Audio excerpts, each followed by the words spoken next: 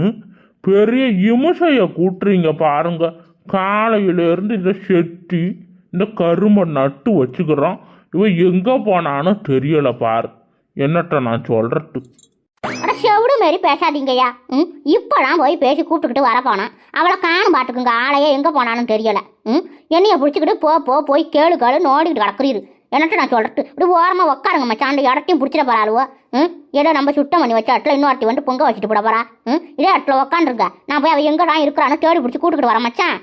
எட்ட நவுன்றாதீங்க. வேற எவ்வளவு வந்து பொங்க வச்சு விடுவாளுவோ. காலை விடுடா என்ன. சரி புரியுது. போய் கூப்பிட்டு வானா இங்க உக்காண்டிருக்கிறான். இன்னைக்குதான் இந்த மனுஷன் என் பேச்ச ஒரு பொம்பளை மடிச்சு கேட்டுக்கிறாரு. உட்கார நறுக்கு உக்காண்டிருக்காரா. பரவாயில்ல, பெரிய சாதனை தான் இந்த 50 வருஷத்துல. சரி, நான் போய் எங்கே கிடக்குறான்னு தேடுறது எனக்கு வேலையம்மா. நல்ல நாள் அழுமா. எங்கே தான் போனாலோ தெரியல. அம்மா. ஐயோ அம்மா, என்ன இந்த நேரத்தில் இப்படி